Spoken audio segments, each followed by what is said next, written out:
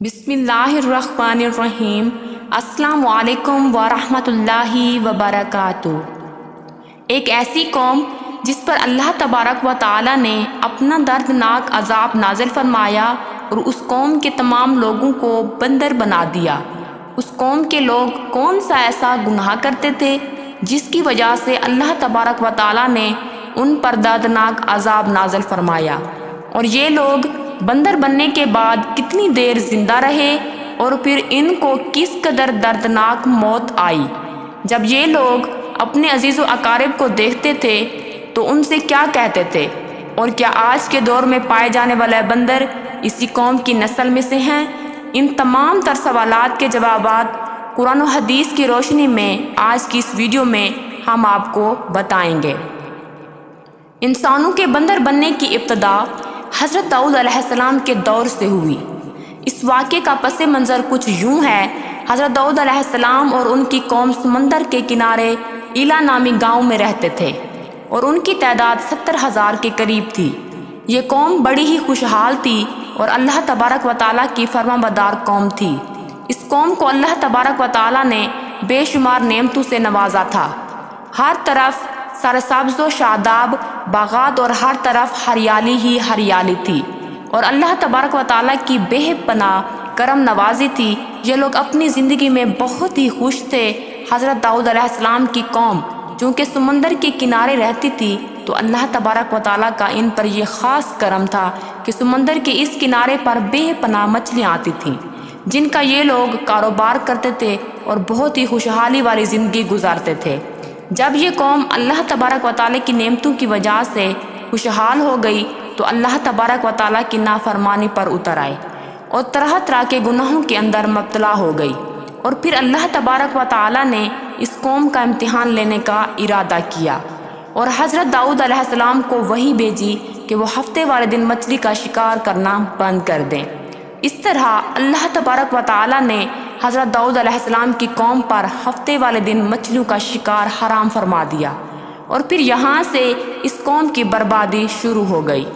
حضرت داؤد علیہ السلام نے اپنی قوم کو بتایا کہ اللہ تبارک و تعالیٰ نے ہفتے والے دن مچھلیوں کے شکار کو حرام قرار دے دیا ہے، تو وہ لوگ بہت ہی زیادہ پریشان ہو گئے اور ساری قوم سر جوڑ کر بیٹھ گئی، کیونکہ ہفتے کا دن ہی وہ دن تھا جس میں مچھلیاں وافر مقدار میں آتی تھیں اور خود بخود کنارے پر آ جاتی تھیں، اور باقی دن ایسے تھے کہ یہ بہت کم اور نہ ہونے کے برابر مچھلیاں پکڑی جاتی تھیں۔ اس قوم کا گزر بسر کیونکہ مچھلیوں کے شکار پر تھا، اس وجہ سے اللہ تبارک و تعالیٰ کا یہ حکم سن کر یہ قوم پریشان ہو گئی۔ یہ نہیں جانتے تھے کہ اللہ تبارک و تعالیٰ کی طرف سے یہ ایک آزمائش ہے۔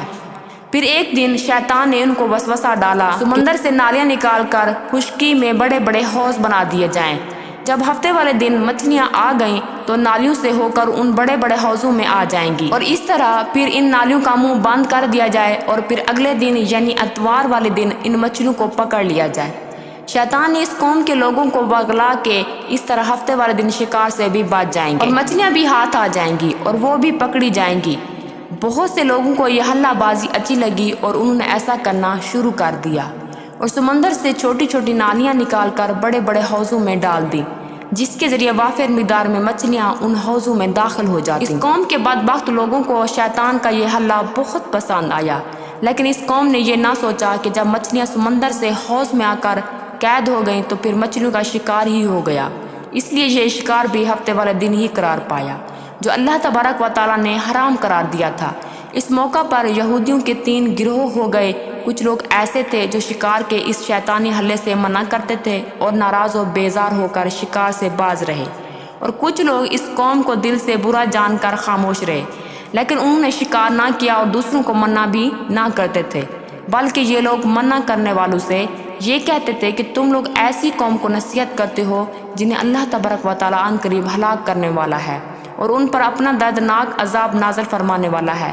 اور اس قوم کو کچھ لوگ ایسے تھے جو سرکش اور نافرمان لوگ تھے، جنہوں نے اللہ تبارک و تعالیٰ کے حکم کی اعلانیہ مخالفت کی اور شیطان کی حلہ بازی کو مان کر ہفتے والے دن شکار کرنے لگے۔ یہ لوگ اللہ تبارک و تعالیٰ کے حکم کی کھلم کھلا مخالفت کرتے اور ہفتے والے دن مچھلیوں کا شکار کر کے ان کو کھایا کرتے اور بیچا کرتے۔ ناظرین محترم، حضرت داؤد علیہ السلام کی قوم کے ایسے 1200 نافرمان افراد تھے جو منع کرنے کے باوجود بھی ہفتے کو ان نالیوں کے ذریعے شکار کرتے رہے۔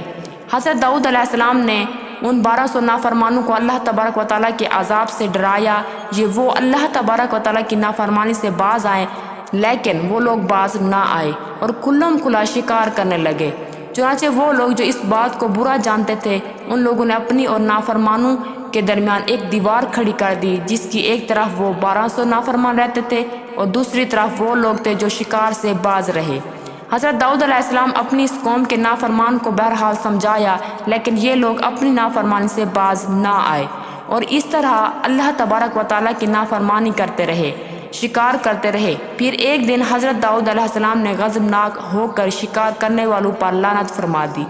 اس کا اثر یہ ہوا کہ ایک دن خطا کاروں میں سے کوئی اپنے گھر سے باہر نہ نکلا۔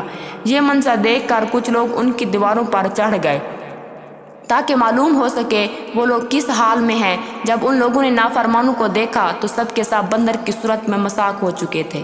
اللہ تبارک و تعالیٰ نے ان کی نافرمانی پر ان پر دردناک عذاب نازل فرمایا اور ان کو انسانوں سے بندر بنا دیا۔ جب یہ لوگ مجرموں کا دروازہ کھول کر ان کے گھر میں داخل ہوئے تو وہ بندر اپنے رشتہ داروں کو پہچانتے تھے اور ان کے پاس آ کر ان کے کپڑوں کو سونگھتے تھے اور زاروں قطار روتے تھے، لیکن وہ کچھ بول نہ سکتے تھے۔ اللہ تبارک و تعالیٰ کے ان نافرمان بندر بن جانے والے لوگوں کی تعداد 12,000 تھی۔ ان 12,000 لوگوں نے اللہ تبارک و تعالیٰ کی نافرمانی کی اور اللہ تبارک و تعالیٰ نے ان کو بندر بنا دیا۔ جس طرح اللہ تبارک و تعالیٰ سورہ بقرہ میں ارشاد فرماتا ہے، اور بے شک ضرور تمہیں معلوم ہے تم میں کہ وہ جنہوں نے ہفتے میں سرکشی کی تو ہم نے ان سے فرمایا ہو جاؤ بندر دھتکارتے ہوئے۔ اس طرح حضرت داؤد علیہ السلام کے 12,000 نافرمان بندر بن گئے۔ یہ لوگ 3 دن تک زندہ رہے اور اس دوران یہ کچھ نہ کھا سکتے تھے اور نہ پی سکتے تھے، بلکہ یوں ہی بھوکے پیاسے سب کے سب ہلاک ہو گئے اور 3 دن کے اندر سب کے سب مارے گئے۔ اور وہ لوگ جو ان نافرمانوں کو اللہ تبارک و تعالیٰ کی اس نافرمانی سے منع کرتے تھے، اللہ تبارک و تعالیٰ نے ان کو اس عذاب سے سلامت رکھا، اور وہ لوگ جو اس شکار کو برا جان کر خاموش رہتے تھے، اللہ تبارک و تعالیٰ نے ان کو بھی اس عذاب سے سلامت رکھا۔ ناظرین محترم، اب بات کرتے ہیں آج کے دور کے بندروں میں سے کیا کوئی بندر ان کی نسل میں سے موجود ہے، یا آج کے دور میں پائے جانے والے بندر انہی بندروں کی نسل میں سے ہیں؟ اس کے متعلق روایات میں آتا ہے کہ حضرت عبداللہ بن مسعود رضی اللہ تعالیٰ عنہ سے روایت ہے کہ حضرت محمد صلی اللہ علیہ وسلم سے کسی نے سوال کیا، یہ آج کی بندر کیا حضرت داؤد علیہ السلام کی قوم سے ہیں؟